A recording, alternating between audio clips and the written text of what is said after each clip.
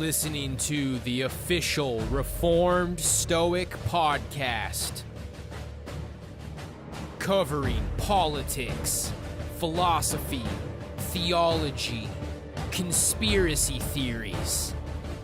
I'm ready to get to the bottom of this life. Are you? Join Wolfgang, Sketty Squad, Purity Gang, as we strive to take dominion over this dying planet. I am Reformed Stoic, and this is my podcast.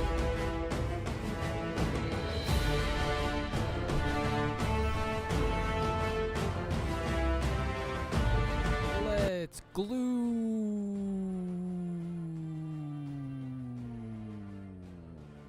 Mic check. I want some mics and bikes.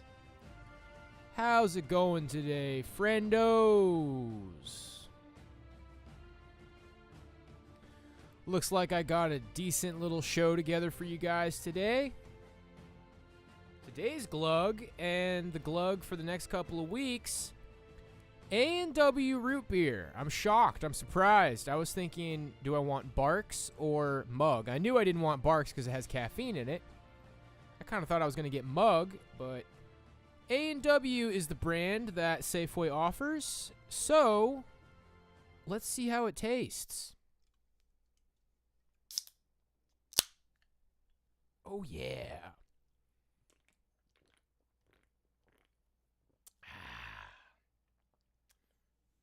That's the stuff. All right, well, the topics are starting to get a little bit repetitive around here. But what can I tell you? We're trying to stay up with current events, and all this Ukraine-Russia stuff is kind of what's happening right now. I definitely heard last night that Putin was talking about flexing some nuclear weapons and that he's serious about that, so we better see what's going on with Putin and all this nuclear weapon talk and mobilization. Sounds like Biden had some stuff to say about it. Then we're going to see like what the hell is going on with COVID. You know, that was pretty much our life for 2020, 2021. Now it's kind of been quiet, kind of see what the talking heads are thinking. We got some kind of mixed messages as far as COVID from what I've seen from these headlines. And then just a simple recommendation of how to live a Christian way of life. We could probably have some discussion about that. Yeah, this is good, man. There's A&W restaurants, right? Man, I don't know if I've ever been to an A&W restaurant. Maybe like one time.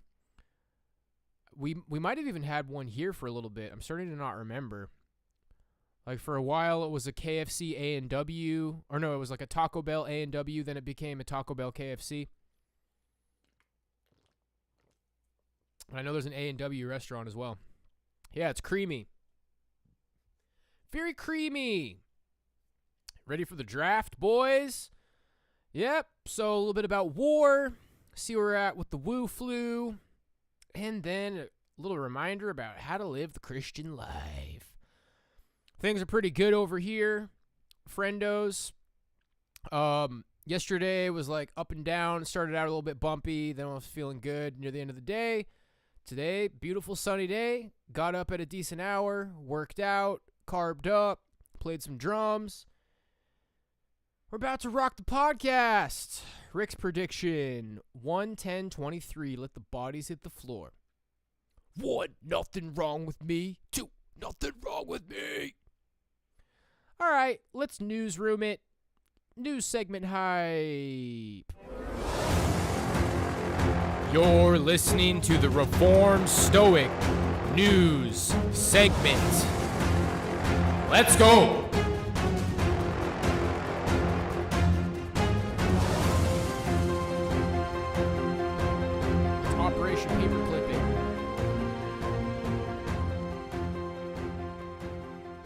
Alrighty, Roo. Very good. Let's get started. First, we got our little buddies at Fox News. Putin threatens nuclear weapons, says it's not a bluff. Ruh-roh. Good morning, everybody. 6 a.m. here in New York City. It's 1 o'clock in the afternoon in Moscow, and we start with a Fox News alert. Russian President Vladimir Putin now threatening to use nuclear weapons, and Putin says, I'm not bluffing. The saber rattling comes as President Biden is heading now to the United Nations. That happens later today to address the General Assembly about the war in Ukraine. Putin's humiliated already. What will he do? We can't tell, but we have Kevin Cork here to bring us up to date on what's at stake. Kevin.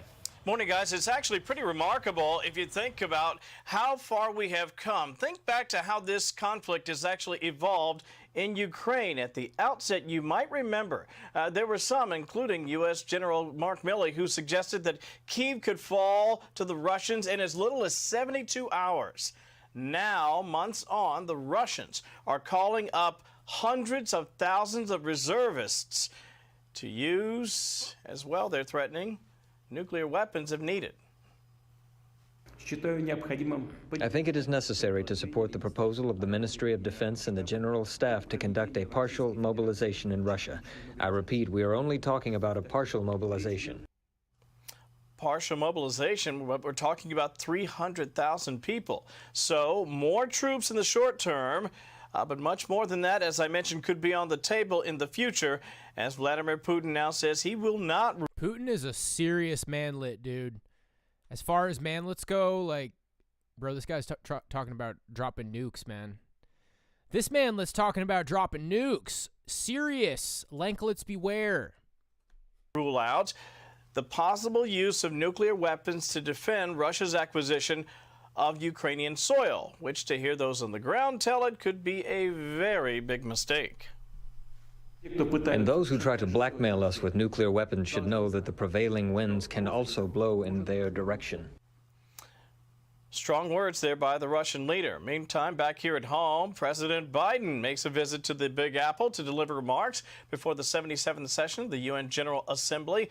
He'll do so around 10:35. I've covered these before. They tend to slide. Of course, Eric, Sean, and others will be there. We also expect the president to have a bilat with the UN Secretary General and sometime after 1, host a bilat with the brand new Prime Minister of the UK. Now, that visit to New York comes as Beijing considers its response to the president's repeated insistence that the U.S. might step in if China invades Taiwan. Would U.S. forces defend the island? Yes, if in fact there was an unprecedented attack. To be clear, sir, U.S. forces, U.S. men and women, would defend Taiwan in the event of a Chinese invasion. Yes. You could tell that response surprised the reporter. Obviously, it surprised some people over at the White House as well. Let's fight and fund everybody's wars. Hey, you guys need money for a war? We got you, bro. You guys need us to fight your wars? Let's go. We're tired of fighting Israel's wars. Let's fight other people's wars now. Now, the address is also expected to place China and Iran front and center. And despite his comments to the contrary, no, according to other sources at the White House, including Jake Sullivan, there's been no change in U.S. policy vis-a-vis Taiwan and China. He was asked a question, a hypothetical question in this interview. When the President of the United States wants to announce a policy change, he will do so. He has not done so. Of course, the big meeting is going to be happening with the President and the UN General Secretary. Again, I say that's a big meeting because it's more than just U.S. policy on the line there. They're going to be talking about the global response to some of the many issues that are happening around the world. And, of course, we'll have continuous coverage right here on Fox News Channel. But for now, back to you. All right, Kevin. Thank you very much. This makes me want to make a sequel to my Biden getting boomers to pay my student loans. Except in this one, it's like, it's still celebrating getting my student loans paid, but then we're all going to war to die. We're like on a warplane. Let's go, pay my loans. Whoa, tendies. And then we all just like blow up somewhere. I don't know, Taiwan or Ukraine or pay my loans, boomers, and let's die in a war. Let's go. Anyway. And go ahead. What I was going to say is Putin is ordering the mobilization of 300,000 because he does not want to lose the support of the Russian people. When, he could have ordered a full one and it would have been gigantic. But, right now, the public opinion, both state-run media and privately held polls, show that most Russians support the war, but the enthusiasm is more subdued than it was 8 years ago when he grabbed Crimea. Well, Putin is saying that Western nations are encouraging the Ukrainians to hit this nuclear power plant that's controlled by Russia. It happens to be in Ukraine. They're saying, no, it's not us. It's actually Russia doing that. And then also Putin says he's accusing the officials in NATO countries of speaking about using weapons of mass destruction against Russia. But the NATO officials say they have not threatened Russia with nuclear weapons. What's pretty astounding is some of their supporters that are allowed to be on the air or use forums like Telegram that have been supportive of the war and were there to really make sure the public was in support are beginning to question the tactics and the effort and whether the Russians can win or not. This has emerged over the weekend. And for the president, if he says everyone's drafted, that would just blow up in his face. But even saying 300,000, I'm going to need the reserves back in uniform, that shows a degree of panic. Remember, he hasn't declared a war. He calls it a special operation. Really? Well, by the way, what about the body bags coming back by the tens of thousands? And by the way, what about the fact that your men are dropping their uniforms and running away in civilian clothes and leaving weaponry behind? You think we're giving them a lot of weapons? The Russians are leaving them behind. Now we're considering giving them tanks. I hate when we consider. You don't even have to announce it. We should just be doing it. The other thing to keep in mind, too, is they're going to make a major announcement on September 20th. They're going to have a fake vote and annex Luhansk, Donetsk, Kherson, and Zaporizhzhia. I'm sure I mispronounced that name. At that time, they will, of course, get the referendum. It'll be part of Russia, and they'll say, you know what, we got to defend it and try to rally the Russian people behind it. Here's the thing. They don't have the forces, they don't have the organization, they don't have the leadership, and they might not even have the weaponry to continue this fight. And remember, their greatest allies in this effort, and we have not pressured India, and that's a criminal in my mind. Modi humiliated them and said this is not the way you do things in this century. And he was rebuked by China and flat out said China has some penetrating questions about the war effort. Things are collapsing on that right before our eyes. And this just shows you there are setbacks, and Putin is acknowledging that by saying, I need to now call in my reservists. These are the ones that don't expect to go to war unless the guys who were enlisted can't do the job. Then they send in the reservists. They've been using prisoners. Right. And the prisoners were telling people when they're captured, I had one choice. I could come out and try to kill you, or I stay in prison, take my weapon. I'm gonna do the job. So Putin this time says, I could use nukes, and I'm not bluffing. Alrighty, well, this is an interesting timeline. He's like, I'm gonna use nukes. No, I'm gonna use nukes. I'll use nukes. I'll use nukes. And people are like, can we not use any nukes? Everybody's on their tippy toes. If Biden says don't worry about nuclear weapons, that's when you worry. I'm old enough to remember when the left was terrified Trump would get us into a nuclear war. Crickets now. What a time in history to have a potato at the helm of this country. I thought Trump was a potato. Biden's a potato too. They're both potatoes. Coincidence? I think not. Gee, first you got John Kerry and George W. Bush, both skull and bones. Now you got two potatoes. It was over before it began. What a time in history to have a potato. Okay, I just read that. Expecting Brandon to deal with Russia, China, and Iran is like expecting a pig to climb up a tree. Oh, it's going to happen, baby. Dark Brandon saga. Will Miley call China and warn them of U.S. forces heading to defend Taiwan? Well, Miley Cyrus. You need to expand the Putin clip. Didn't he say those that try to blackmail us with nuclear weapons should know the winds can blow in their direction? Paraphrased, of course. L.A. sheriffs are debating. Bro, I'll watch it later. I don't know what that's about. I don't know why L.A. sheriff. Watching Armageddon unfold as I kick back with my popcorn chicken. Oh, man, that's what I used to get from KFC, like, way back in the day. Popcorn chicken. Let's go. I didn't worry about nuclear weapons until Biden said don't worry about nuclear weapons.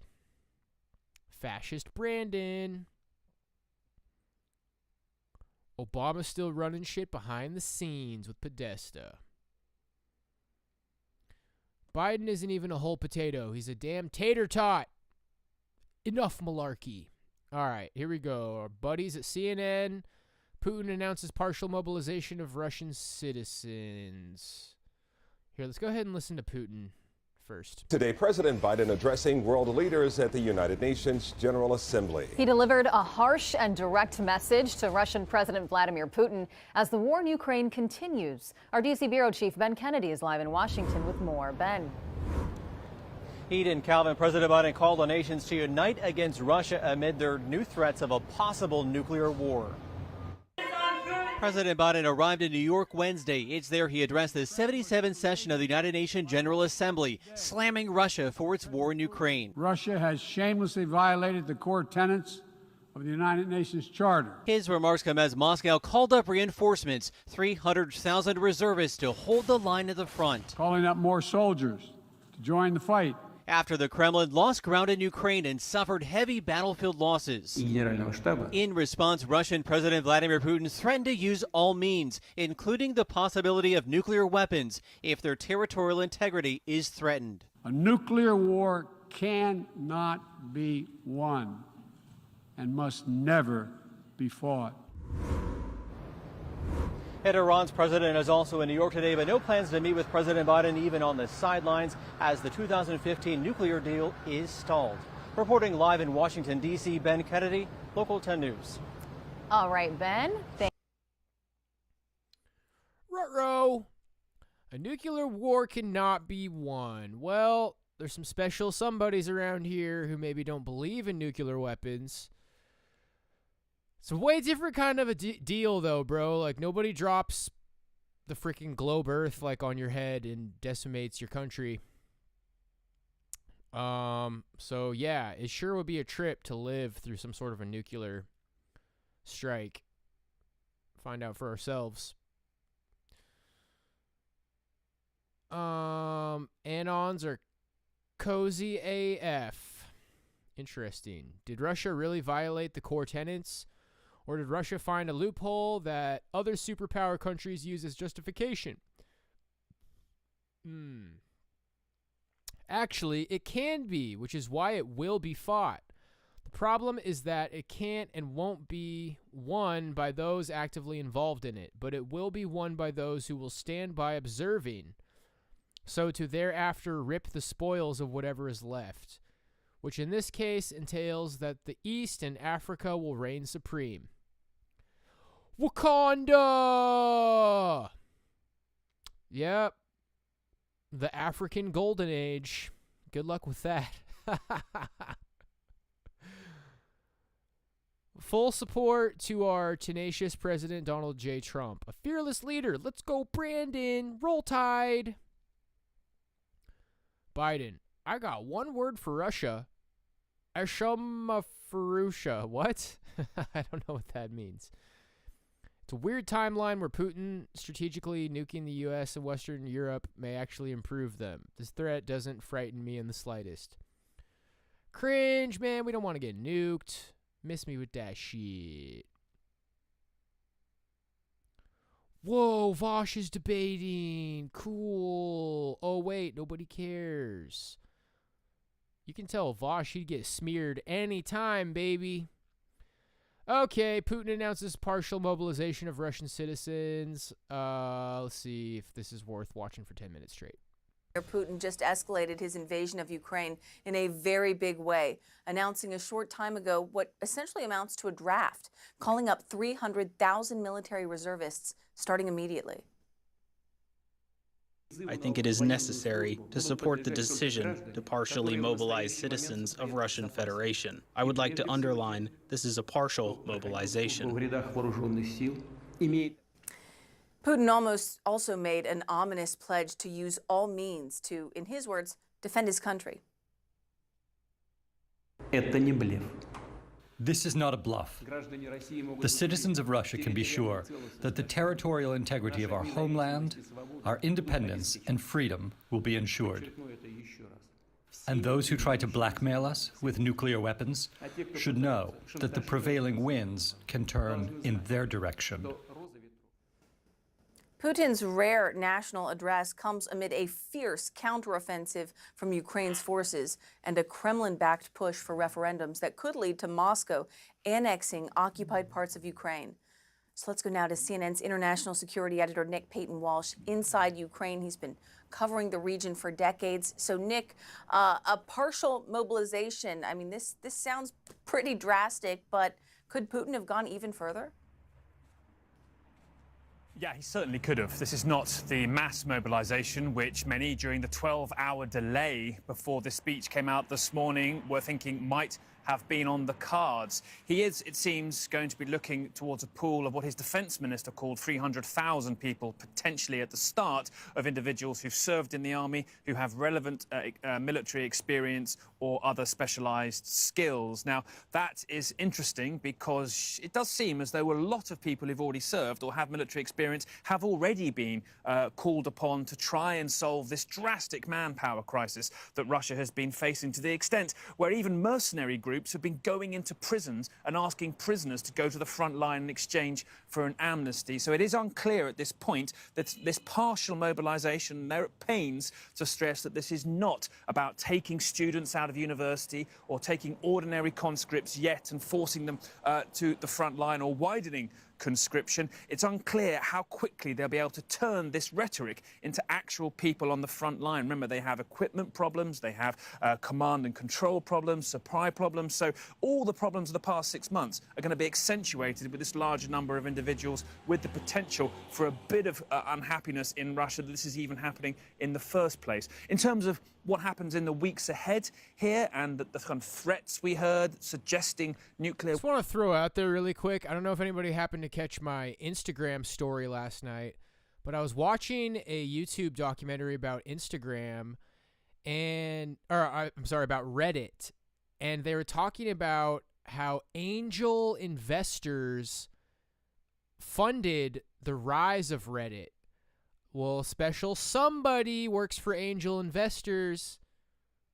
Lance Cottrell works for angel investors. So yeah, his company, Angel Investors, they funded Reddit like when they were coming up. So he's Mr. Reddit.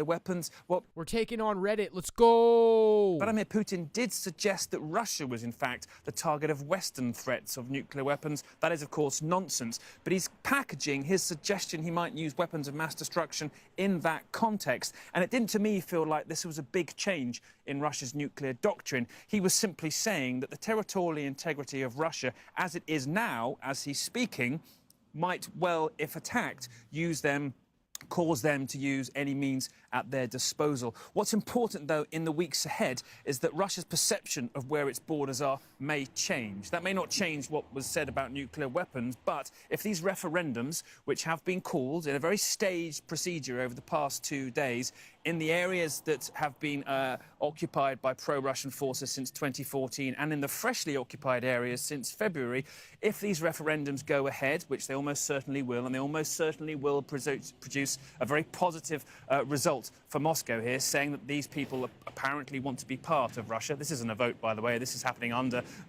war conditions, under military occupation. Then that may cause Moscow to say that these areas are now part of Russia. That may change some dynamics, but we're really looking at a tense week ahead here where Russia is going to have to do something internally to solve its manpower issues, and this partial mobilization has to happen at a pace if it's going to sort of change any of the dynamics at all. And now Ukraine has a week to make good on territorial advances that it's already seeing and still seeing at a slower pace at this stage, and to possibly try and disrupt these sham referendums. So a big move here by Moscow, not as big as they could potentially have made, and certainly I think while Russia's tried to grab and grasp the narrative here to show it's in control of the story and the war again, it is doing so in a way which conveys, I have to say, weakness rather than a position of strength. Kristen?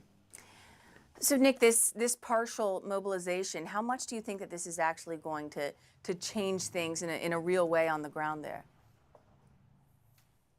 Yeah, it just remains to be seen how many people they're actually able to get to answer or forcibly answer this call. Reserves, people with military experience, it's highly likely that that relatively small number of individuals in Russia have already been called upon to try and solve the manpower crisis. Remember, the United States has suggested that as many as 80,000 casualties may have been inflicted upon Russia. That's dead and wounded. Unclear where they get those numbers from, but certainly anecdotally here we hear of a lot of Russian losses. And that's why we're seeing very irregular forces being pushed towards the front line. So many of those on the front line are not regular Russian units. They're kind of militia from the so-called separatist republics of Luhansk and Donetsk that are basically controlled and occupied by Russian forces. They are private mercenaries. It is a huge mix and one that crumbled around Kharkiv. And so the big challenge for Moscow now is to try and make this partial mobilization, solve their manpower issues, possibly change the climate in Russia about how much the population is involved in this war. Remember, in most Russian cities, life carries on as normal, as though there isn't a war going on. And then possibly also see if they can do anything to change the dynamic on the battlefield, which, frankly, for the past month or so has been atrociously going in the wrong direction for Russia. Kristen? Nick Payton-Walsh, live in Ukraine for us. Nick, thank you so much. Meanwhile, British Defense Secretary Ben Wallace says that Putin's latest moves are an admission that Russia is failing in Ukraine. Claire Sebastian has the latest from London. So, Claire, how are other people reacting to this latest address from President Putin?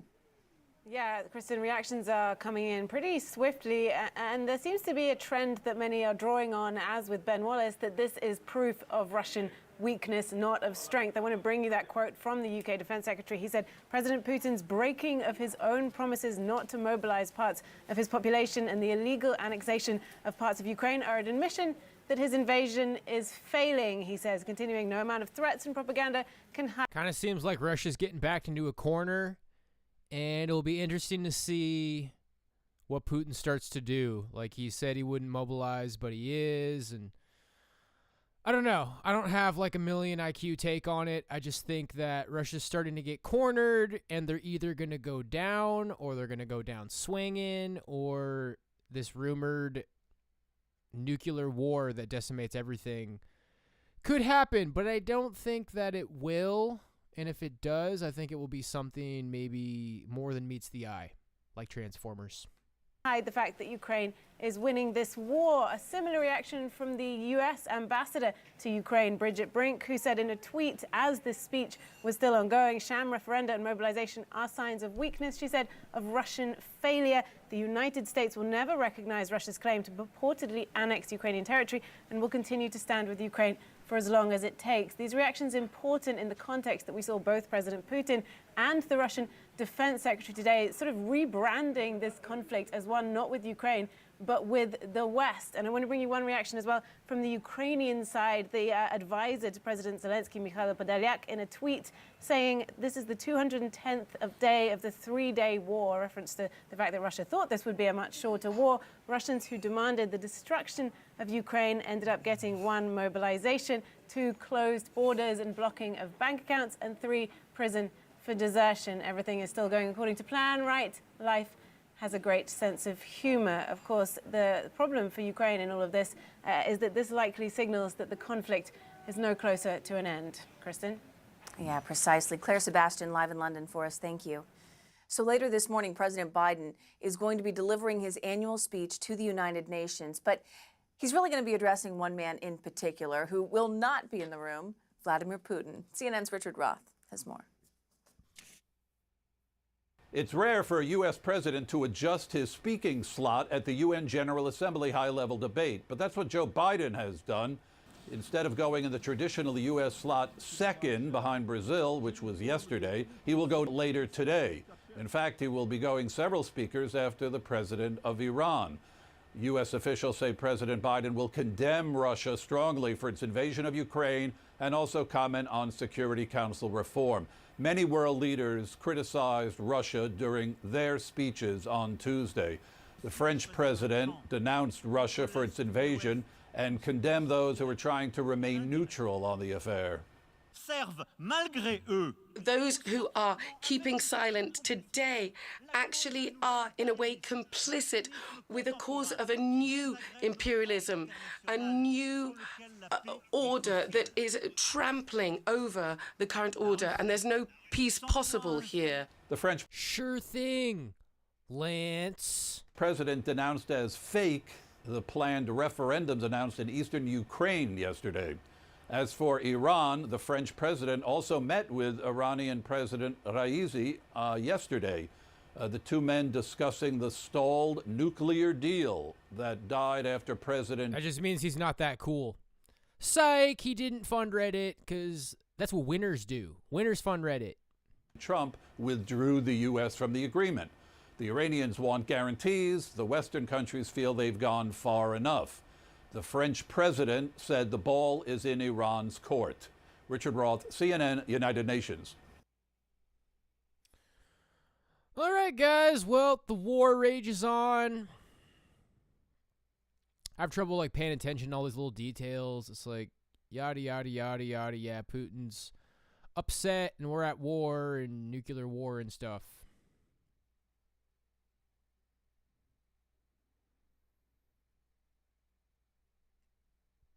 I mean, they said angel investor. I thought it was angel investors. It doesn't really matter, honestly.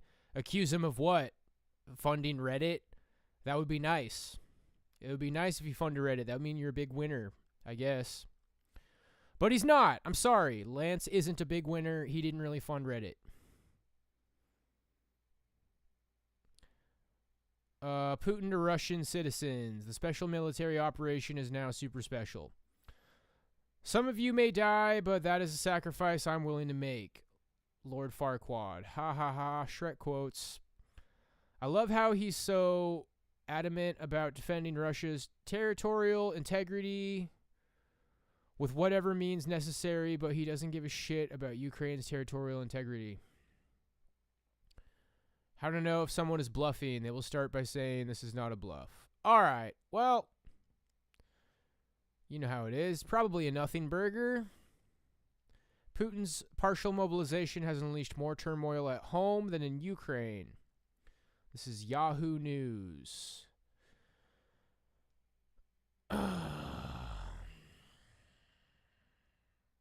Or I could just ban you. That wasn't hard either.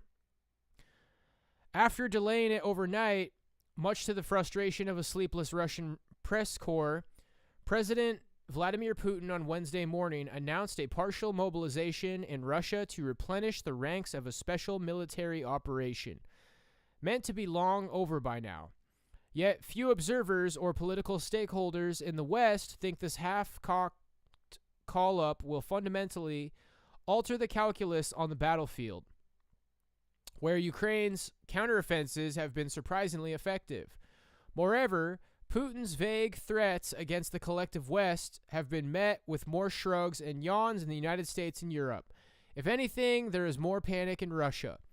Partial mobilization, Russia's first since World War II, falls well short of mass conscription and is likely to be confined for now to the country's 300,000 reservists. Contract soldiers already deployed in Ukraine will see their service indefinitely extended just as the weather cools and winter approaches. This is a very risky step from Putin, a senior Western intelligence officer told Yahoo News. There are big doubts whether this call-up will succeed in the first place, and if not, what message will it send? It also increases public anti-war and anti-regime sentiment throughout Russia. That has already begun. Not to war, people chanted in the old Arbat, a famous street in Moscow. Life for our children, they shouted in St. Petersburg, along with more provocative Putin in the trenches. The president's edict has been met with chaos and confusion in the streets. Authorities even have difficulty distinguishing the war objectors from the proponents.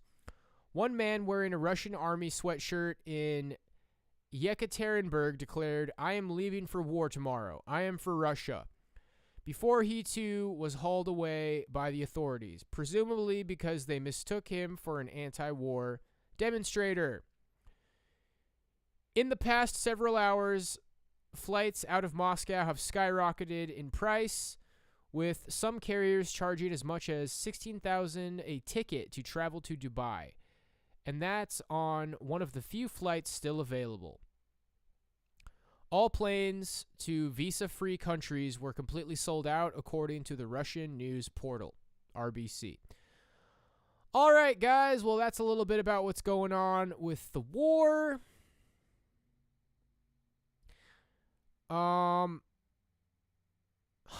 Angel investors means somebody who invests in startups. I did not know that. What are the chances? What are the chances your company's called angel investors? An angel investor, somebody who invests in a startup. I didn't know that. I made a mistake. Sometimes we make mistakes, little buddies. What are the chances? All right, well, it really doesn't matter, dude. Funded Reddit, didn't fund Reddit. Hell, I funded Reddit, all right? Since I screwed up, I'll say that I funded Reddit. It's nice. It's nice to say that somebody funded Reddit. I wish that I funded Reddit. I'd be partying right now on a yacht if I did that. All right. What does the end of the COVID pandemic look like in the United States? NBC News. Organization, Joe, announcing last week that the end is in sight for the COVID-19 pandemic. Weekly deaths globally reached their lowest rate since the beginning of the pandemic back in March of 2020. President Biden then doubled down over the weekend, telling 60 Minutes, quote, "The pandemic is over." Now, there have been nearly 96 million cases of COVID here in the U.S. in the last 2.5 years. More than 1 million people across the country have lost their lives because of the virus. Joining us now for more on is NBC News medical contributor Dr. Kavita Patel, who I call with literally every single COVID question I've ever had, and she will attest to that. Dr. Patel, you know, we look at the numbers right now, and you see in the U.S. they've stayed relatively flat, but it's still averaging more than 500 deaths for the last couple of weeks. So how does a pandemic officially come to an end, and how are we getting close to there? Sam, that's the, I guess, trillion-dollar question when you think about how much is at stake and what the president stated over the weekend. The end of a pandemic is not this clear, bright line like moving from one state to another or changing a time zone. It's actually a kind of a combination of dimensions, and a lot of them are psychological, and I think that's what the president reflected. But we're still not at the end of it because we don't have kind of a regular seasonality that we can expect. We don't know if and when a next surge might happen. And then I think on top of that, you're right, 400 to 500 deaths a day. That might be where we are at kind of permanently, but we just have too little information about the future, the near future even, the 6 months to know that. So as we move forward, is it likely, do we think, that COVID is going to remain a leading cause of death in the U.S., or is there hope that this new shot, whether it's your third shot, your fourth shot, your fifth shot, this new one that's out there is going to have a decent impact on those numbers? Joe, I wish I could say that people would take those shots. Absolutely. If people did kind of stay up to date, as the CDC calls it, which includes this most recent booster, which has unfortunately not had that robust uptake that we see when we have new vaccines issued. If we do not get those numbers to move, then we're sadly going to continue to have COVID be not just in the top 3 leading causes of death, which is what they were in 2020 and 2021, but really like just kind of forever sealing what the fate of our country is and the world, because we're talking about COVID like we're talking about conditions like heart disease, stroke, cancer. And I hate to say it, in fact, all of this could be prevented with a combination of vaccines and access to treatment. She's right, guys. I think I'm going to go get quadruple boosted tomorrow. Let's go. But I know, Sam, you and Joe both know that easier said than done. It's not actually easy for patients and consumers to navigate some of this, even when they want it. Right, and creating the urgency to get people to actually get those vaccinations as well. We've been talking about that for a long time. Dr. Patel, I also wanted to ask you about a study that focuses on people who had COVID 2 years ago in Wuhan, China, which of course is the origin of the outbreak. It found that about 20% of them continue to have symptoms even today. Is that something that we should be concerned about here in the United States? Yeah, this brings up, people have been calling this long COVID. The technical term is post-acute sequelae of COVID. That's what we say in the medical kind of literature. However you call it, though, what you point out, Sam, that we're seeing people years later who are still symptomatic, and that's in adults, about 15 to 20%. That's consistent with literature across the world. Fortunately, in children, it's a lower number, but I would just put forward that any number is one we shouldn't accept. And this, again, when we talk about cancer, heart disease, and stroke, think about the research and decades of work that has gone into understanding that we are just in literally years of trying to understand and unpack long COVID, and it's affecting people's lives today. So we need to put way more attention to it than we have in the past. No doubt about it. Thank you, Dr. Patel. Appreciate that insight. Thanks for watching our YouTube. Man, when I was sick, part of me just felt like I was going to be sick forever, bros. And I'm so grateful that since then, I have just been a healthy, happy camper, getting back in shape over here. Let's go. Never want to get sick again. I like being healthy.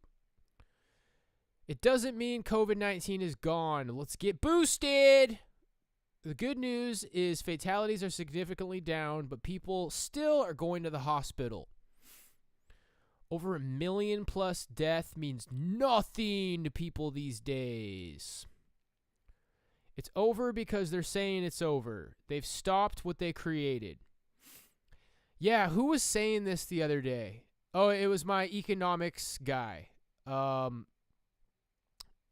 Economic Crisis Explained, I think his channel is called.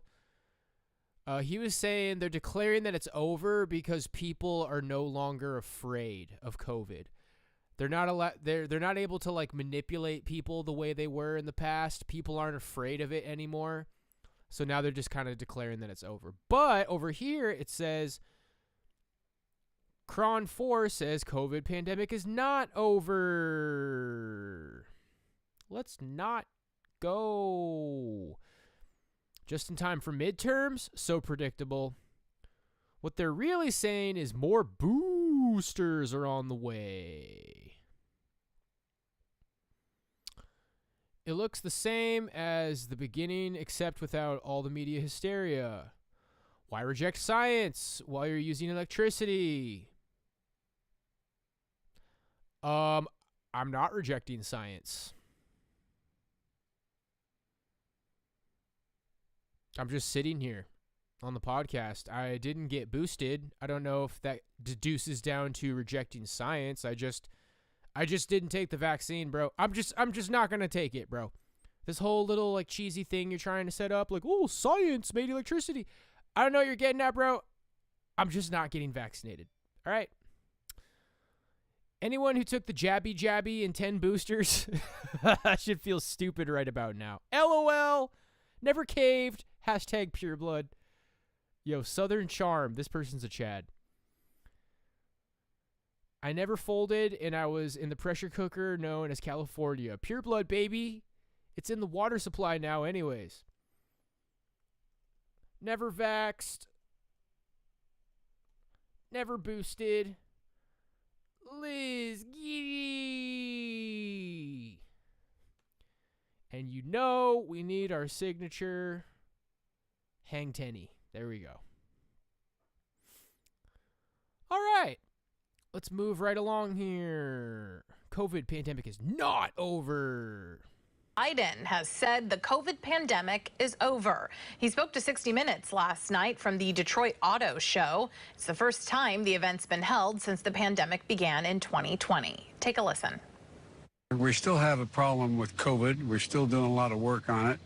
But the pandemic is over. If you notice, no one's wearing masks. Everybody seems to be in pretty good shape.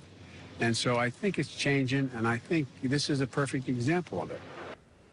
According to Johns Hopkins University, the coronavirus has killed more than 1 million Americans. Roughly 400 people are still dying nationwide every day.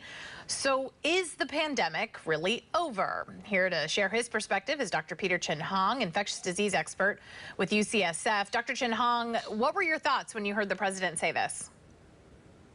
My thought was one of surprise and astonishment, because even though it may be over in our minds and although we're in a lull right now, it certainly isn't over. I just didn't take the vaccine, and I feel great, man. Jump roped 3 5-minute rounds, hit the heavy bag for 3 rounds, did a calisthenics circuit, worked abs, never boosted, never took the vax, and I'm in great shape, baby. I'm ready to run a marathon. Let's go! So glad I never took the vax. Over in the way that we think something is over. And I'm worried a little bit about putting early closure on something when we still kind of need to be flexible and be on the alert in case the weather changes. You know, when it's sunny, we go outside, we go to the beach. But when it's rainy, we go inside and we put on our protection. I do feel like for over a year now, we've been kind of wondering and talking about when do we move from the pandemic phase to the endemic phase? At what point do we need to reach before we can say the pandemic is over? I think there are 2 things that I look at personally. The first is predictability. Right now, it's anybody's guess when the next surge might come, if one would come, what the variants would be, how many people will get sick. The second factor that Wow, Carl Sagan has an opinion. That's nice. That's adorable. That's very special. think about is how many people are dying.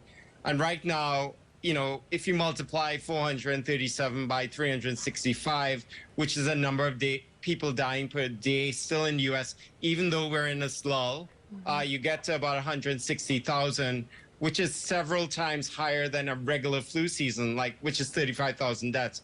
So if you think about, 100 to 200,000 people dying every year, additionally, over the levels of 2019, it's something to really think about. I would ask, what timeline, or do you have an idea of a timeline here? But it does seem like every time we try to predict what coronavirus is going to do, we end up being caught off guard with a new variant. Yes, I think we're done with predictions with COVID. We just learned to celebrate the good times when we have it and, put on protections when the times are a little bit rougher. I would say, however, that the rougher times are getting smaller in magnitude and they're getting further between. We have longer intervals between the rough times. So we are on the right path. The population is getting stronger and stronger, not only from vaccines, but also from... I don't think there's any reason to have a voice chat with you, Paul. I mean, you're suggesting that I'm not able to use the internet without taking the vaccine. Paul, I mean, I didn't take the vaccine, and I'm using the internet just fine, buddy. Are you all right, dude? Do you need some help? Do you need help crossing the street so you don't shit your pants and drown in your diarrhea? Yeah, my internet's working fine, and I didn't take the vax, bro. Yikes. Natural infection. So when do we think... Any other genius arguments you want to throw at me? Because that one was pretty dumb, bro. It might happen? Well, I think if we see it this winter and then we see a relatively quiet 2023 until next winter, I would feel pretty happy about that predictability and the timing of boosters, etc. Okay. Your colleague, Dr. Bob Wachter, he was tweeting today that at some point we do need to shift from emergency footing to a more long-term strategy. What would a long-term strategy look like? A long-term strategy would mean that, we have the tools available to every American, even if they can't afford it.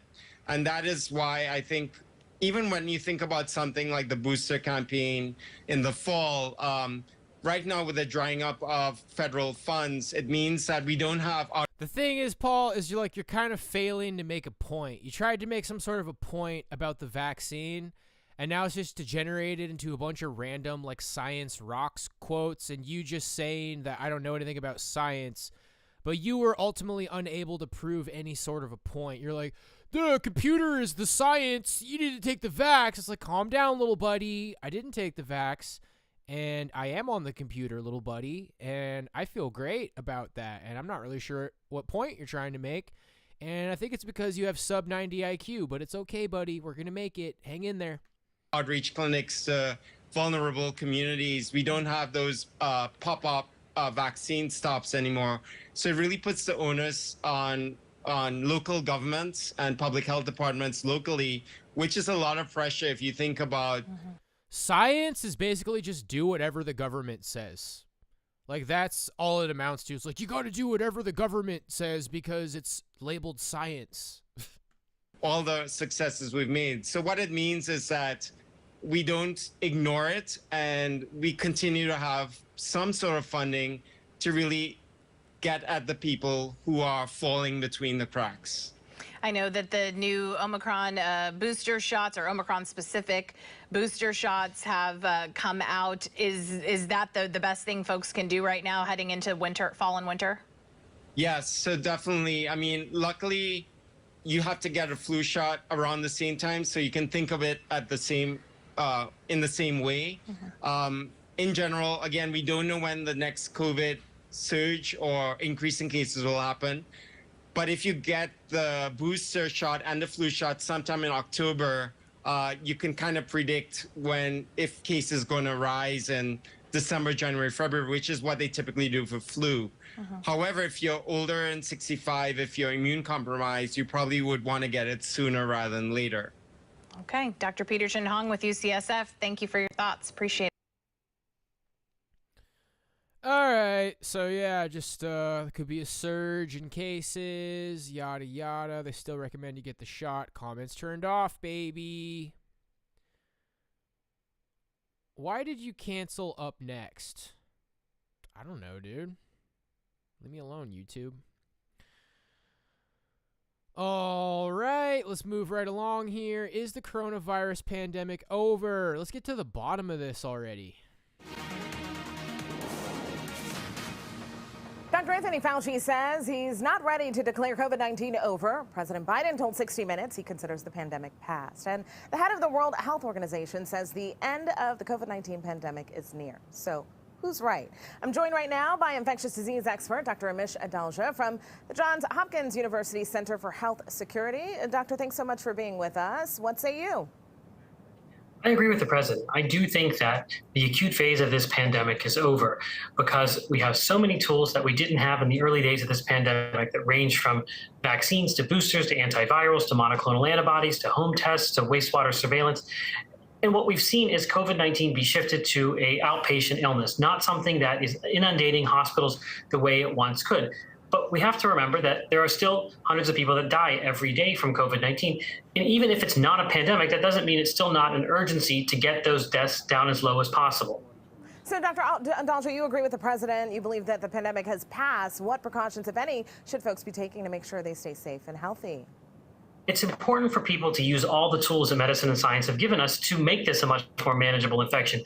We need high-risk people to be boosted. We need people to be prescribing Paxlovid to their high-risk patients. And we need people that are at high risk to consider wearing masks when they're in crowded, congregated areas. But this is going to increasingly be something that is managed by individual risk tolerance and individual risk factors like many other respiratory viruses. I think the fact that our hospitals are able to handle the cases that we're having really shows how far we've come from the early days of this pandemic. And Dr. Adalja, how would you describe why so many entities are at odds over the status of the coronavirus pandemic? To me, I think it's because people are thinking that it's all or none, that it either has to be a pandemic or it has to be nothing. But even if something is not a pandemic, doesn't mean that we don't care about it. It doesn't mean that we don't try and strive to get deaths and morbidity and mortality down as low as possible. All of our infectious diseases are not pandemics except for COVID-19, and we're still striving to drive mortality lower. So I think that there's this kind of false alternative that's been set up, that it either has to be a pandemic or it has to be nothing, and that's not the case. An endemic infectious disease like COVID-19 is still something that merits our concern. It's just not something that really fits the definition of pandemic at this late stage. The president believes the pandemic has passed. Do you agree with him? Could we see ourselves going back at all in the future? I do think we're going to see cases go up and down. We're going to see hotspots. We may see surges. We may see new variants appear. But it's unlikely that we see the bad old days of the pandemic return because there's so much immunity in the population from vaccines, from boosters, from prior infection. Plus, we have drugs like Paxlovid and monoclonal antibodies that are going to be able to keep patients out of the hospital, so we won't see the type of crisis that we once saw. So I think that we're going to always have COVID-19 cases. And the key thing is to make sure that people are using the tools that we have to make this an outpatient illness, make this a much more manageable illness. And I don't think that we will see those bad old days again. Important perspective there. Dr. Amish Adalja from Johns Hopkins University, thank you so much for joining us. Thanks for having me. Okay. It was over the moment we deemed riots an essential service. Absolutely. All right. Seemed kind of random. Pandemics are subjective. It's only ever when politicians say it's over. It's only over when politicians say it's over. For me, it never really was a pandemic.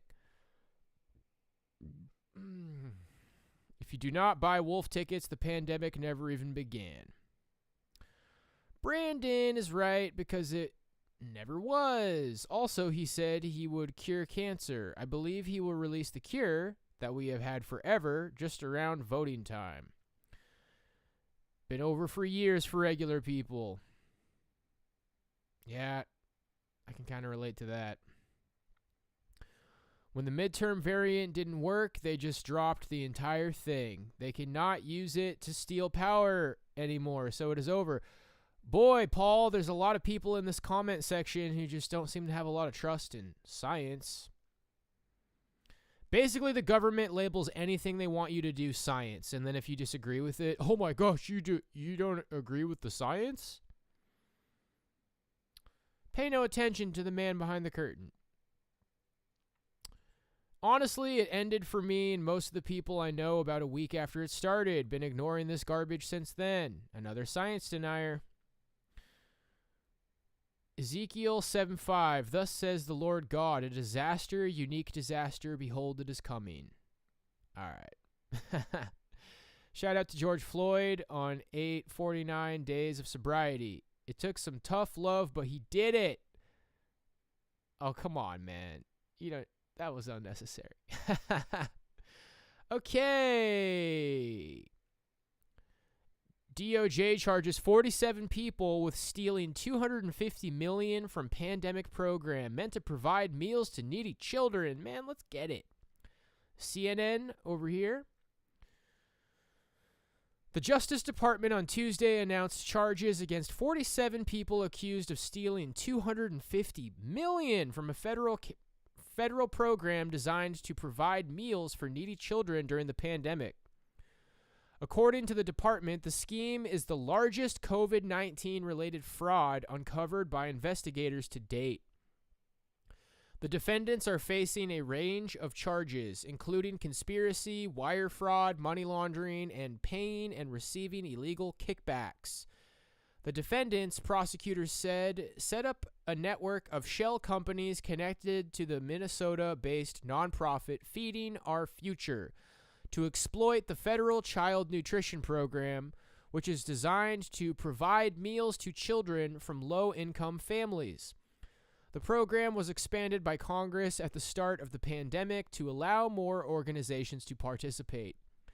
Feeding Our Future employees recruited individuals and entities to open federal child nutrition program sites throughout the state of Minnesota. The Justice Department said in a release, these sites, created and operated by the defendants and others, fraudulently claimed to be serving meals to thousands of children a day within just days or weeks of being formed. Pissing his pants and playing WoW. The Department of Justice alleges that despite Feeding Our Future's knowledge of their own fraudulent claims, they still submitted them to the Minnesota Department of Education, which administered and oversaw the federal program for the state. This was a brazen scheme of staggering proportions, said U.S. Attorney Andrew M. Luger for the District of Minnesota. These defendants exploited a program designed to provide nutritious food to needy children during the COVID-19 pandemic. Instead, they prioritized their own greed, stealing more than $250 million in federal funds to purchase luxury cars, houses, jewelry, and coastal resort property abroad. The company went from receiving and dispersing approximately $3.4 million in federal funds to sites under its sponsorship in 2019 to nearly $200 million in 2021. Part of the indictment read, in all, Feeding Our Future fraudulently obtained and dispersed more than $240 million in federal child nutrition program funds during the COVID-19 pandemic. It continued. The defendants claimed to be feeding thousands of children per day, prosecutors said. To keep up the ruse, the defendants allegedly submitted false invoices for food served to the children and lists of fake names to show who was fed. Additionally, the Minnesota Department of Education was given false assurances that Feeding Our Future was serving the meals as claimed after the department attempted to perform necessary oversight regarding the number of sites and amount of claims being submitted, according to the DOJ. According to prosecutors, the defendants used the proceeds of the scheme to buy real estate in Minnesota, Kenya, and Turkey, luxury cars, jewelry, to fund international travel, and more. Speaking at a news conference Tuesday, Lugar said an unspecified number of people were arrested in the morning, but some defendants are not presently in the U.S. I feel like a lot of people made a couple of fraudulent bucks off of the pandemic.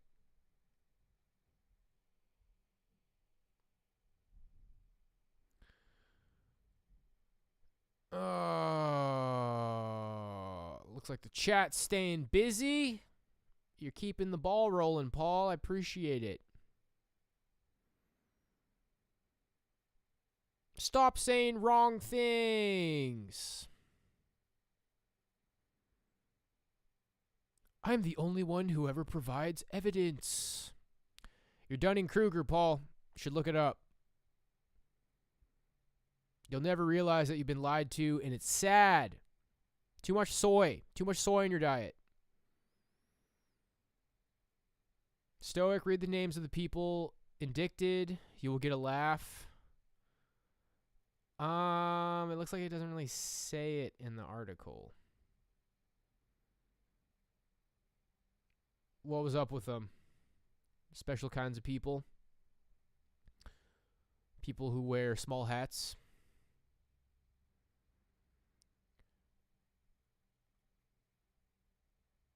Oh, he uses Linux. Wow, scary.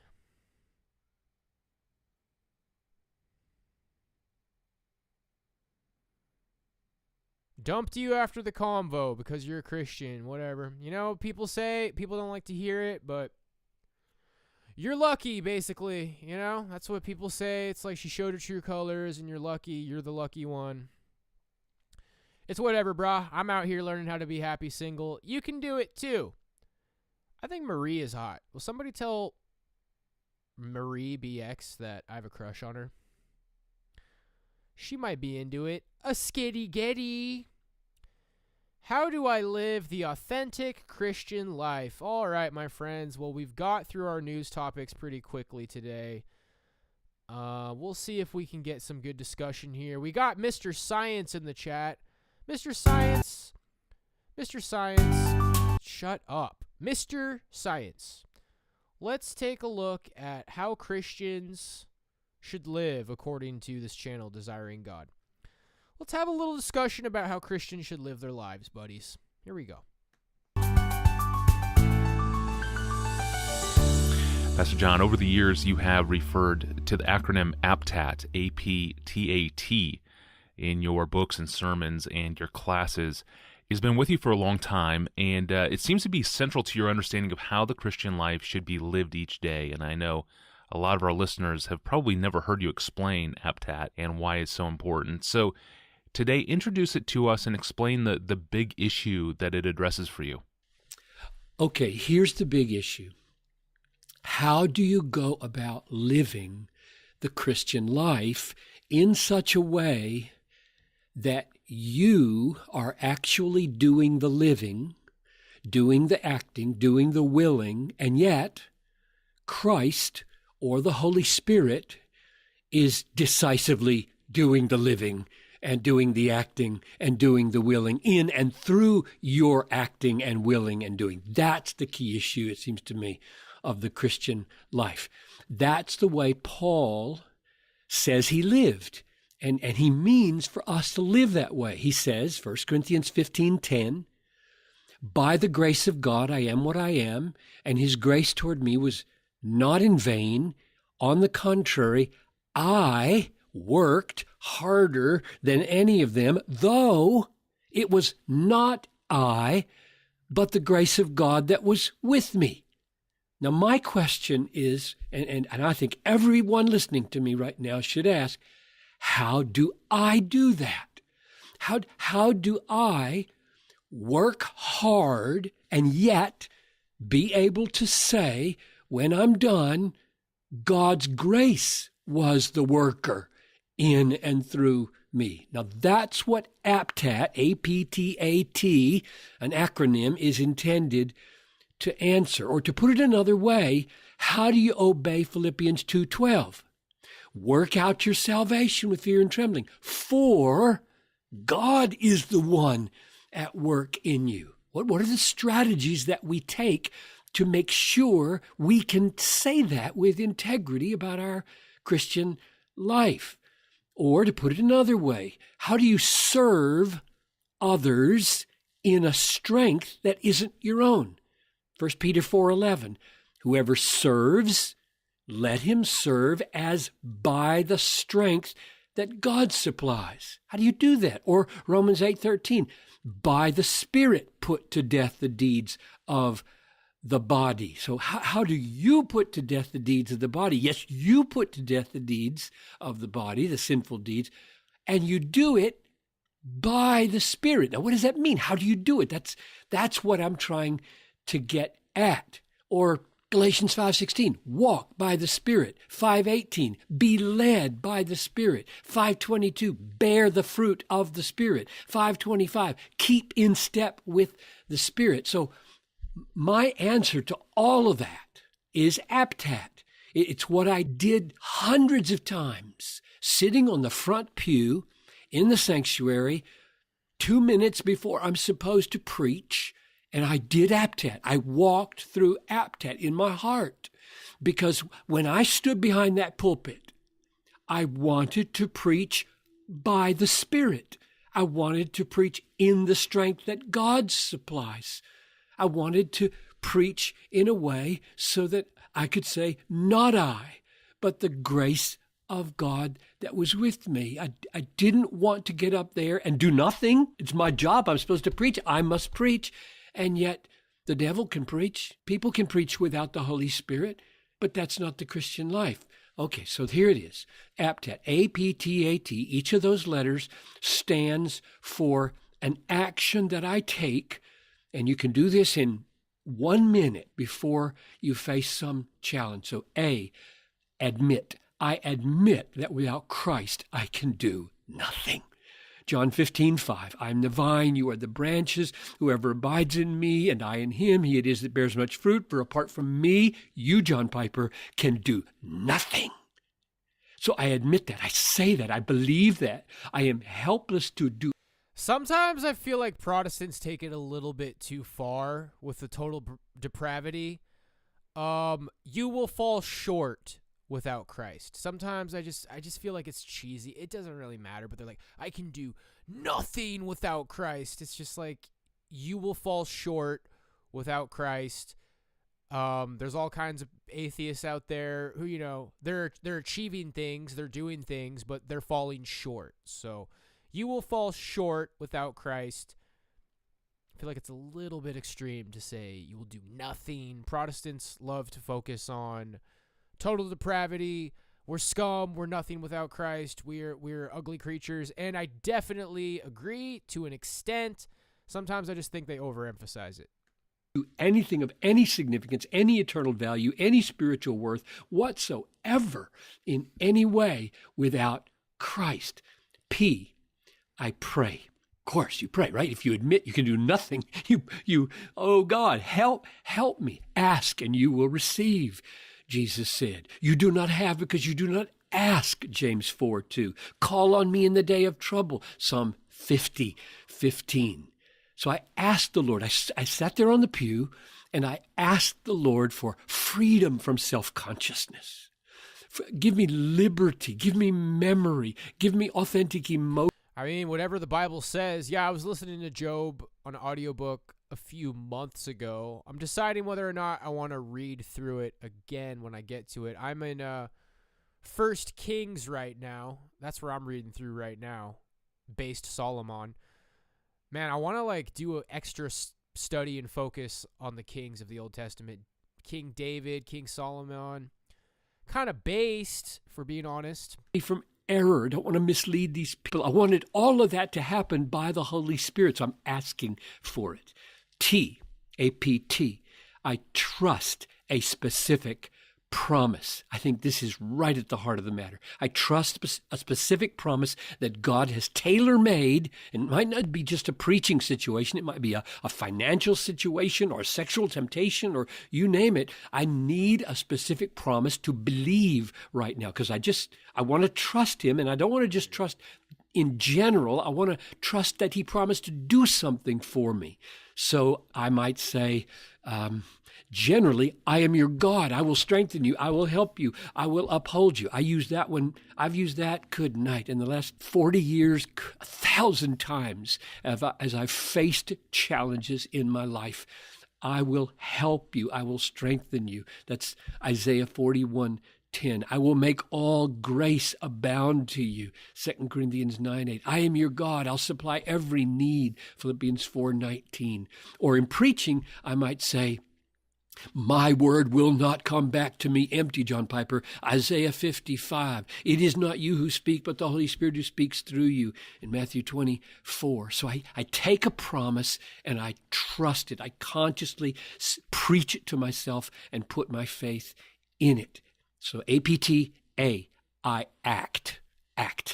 In obedience to God's word, expecting God to act under and in and through my acting so that it is decisively his acting. We act the miracle. We did a whole conference on this and wrote a whole book about it called Act the Miracle. In fact, my book, Future Grace, is just nothing but an unpacking, you might say, of APTAT. So act. Work out your salvation, Philippians 2. I worked harder than any of them, 1 Corinthians 15:5. I now live in the flesh by the faith of the Son of God, Galatians 2:20.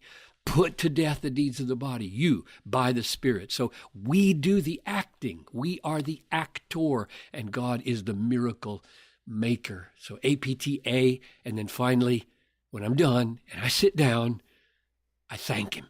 T, thank. I thank God for whatever good comes. I thank him and I give him glory. Give thanks always, Ephesians 5:20. But the key, the fulcrum in this sequence, where everything hangs, I think, is that point of trusting.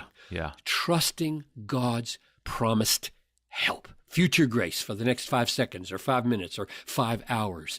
It's called living by faith in future grace. It's called God will help you. I will help you. I will strengthen you. I'll meet every need, and you trust him for that. That's APTAT, and that's what I think it means to live by the Spirit and walk by faith and by the Spirit and work out your salvation and act the miracle of the Christian life. And I just say one last thing. I was thrilled. I don't know how many years ago this was, maybe 15 years ago, because I've been doing APTAT for 35 years plus. I was thrilled on page 126 of J.I. Packer, Keep in Step with the Spirit, to find these exact steps. I mean, it was uncanny. If you go to the top of page 126, anybody, and look at how he describes Augustinian sanctification. He gives APTAT, and I just came out of my chair. You know, he doesn't use the acronym, but the steps are all there in sequence. So I just say that at the end here, lest anybody think this is kind of a quirky Piper thing, but I think it's just biblical through and through, and it's one of the most central and important discoveries I've ever made. How do you walk by the Spirit? Confirmed by Augustine and J.I. Packer. That's beautiful and deeply helpful and practical. Thank you, Pastor John. These are the types of practical questions that we address in the podcast every weekday. And for more information, go to our online home at desiringgod.org/Ask Pastor John. There you can download the apps and send us an email and sift through all of the entire archive of episodes that we have on hand. Well, next time we hear from a listener who is burned out, who finds life to be an unceasing grind. Oh, Alrighty, so the commenter here has aptat for us. Admit you can do nothing. Pray and seek for help. Trust a specific promise. Act in obedience to God's will. Thank and praise him. Interesting stuff. Yeah, I mean, a couple things that I'd add is just try to get to where you're reading the Bible every day. I think there's a few options there. There's a lot of like read the Bible in a certain amount of time, reading programs. I was doing one of those a long time ago. I personally am enjoying just starting from beginning to end, man. Start Old Testament from the beginning and just get on through. Just get on through. It's an epic journey, and I spent a lot of time preparing myself for it, and I'm enjoying it. But if you can get a little bit of Bible in your life every single day, you can listen to audiobook or read it, whatever works for you. Praying daily, and any moment when you're feeling grateful, go ahead and take a moment to pray. You know, for me, like any day that I go to get my groceries, I'm always praying to God that like it's chill and nobody tries to screw with me while I'm there. And yeah, last few times in a row, everything's been chill when I go to pick up my groceries. So I make a point to be like, hey, you know what? Thank you, God, for answering my prayers. Just trying to live in gratitude, man. Ultimately, if you're looking for reasons to try to like pull yourself up, not be such a Debbie Downer, the Bible tells you to live in gratitude and joy. And you should, you know, like we got a lot of things to be grateful for. Trust me, I know that like not every day is going to be a good day. But when you're having a good day, say, hey, you know what? Thank you, God. I'm enjoying this day. And please help me to have more days like this. And when you're not having a good day, pray to God and say, hey, you know, please help me have a better day. Pretty simple stuff, guys. And then I'd recommend taking the high road. Golden rule, treat others how you want to be treated. When you're in a drama with someone, when you're in a conflict, I mean, something that I'm always remembering, okay? I've had a lot of times lately where people are persecuting me. You said this on the internet. You did this. So when somebody else is going through that, it's like, oh man, this guy said this horrible thing. I am going to say, hey, you know what, bro? I'm not going to judge you. I'm not going to beat you over the head with it, because that's how I'd like to be treated. I'd like to be forgiven, so I forgive others. If you do not forgive other people's sins, the Lord will not forgive yours. It's all good in the hoodie hood, baby. So how are we doing in the comments? Sounds like Popeye. I am what I am. How did those things even start in the first place? If you don't believe in God, then it's like, well, what made the first atom or molecule? Real. I don't know what that means, so I'm pretty sure my boom still stands. Here comes the boom, ready or not. All right, gang. Well, looks like a short one today. I've been having a really peaceful day over here. No chill stream tonight, but I think we have some fun when we're like watching PUA, cringe. I think for most of my chill streams, I'm going to try to just like hurry up and get to the cringe, get to the PUA. Basically just trying to make it like a cozy watch stuff on YouTube session. I'm just trying to avoid, like, I don't know, dead air, trying to avoid boring chill streams. And I like structure. Structure is really working for me lately. Trying to get more and more structure in my life. I'm doing a good job waking up before 1 p.m. lately. I'm proud of myself. You're doing good, little buddy. We're all doing pretty good around here, guys. So I think that is going to be it for today. We will be back for the podcast this Friday. We'll likely do some sort of a chillin' and grillin' stream tomorrow. I hope everybody's doing good, man. It's up and down, but you know what? Right now, life feels pretty good. Got a house full of groceries, and I am going to enjoy it. So thank you for being here with me today, friendos. We stay winning, big winning only.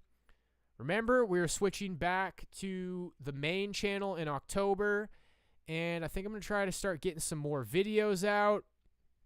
I think y'all saw the Conspiracy Friend video, goofy stuff, goofy times. I'm going to try to get some more little videos over there. Probably one video just kind of like announcing that we're going back to the main, but maybe a couple of more goofy videos leading up to that. I'm excited, guys. I'm excited about Smeartober. I'm trying to like believe in these predictions that I've made this year, that like this whole year is going to be a test, and then on a smaller level, like September was a test, October is going to be good. Anybody who perseveres through this year, maybe you'll have a promised land waiting for you in 2023. Let's stay positive, homies. God bless you guys, and I will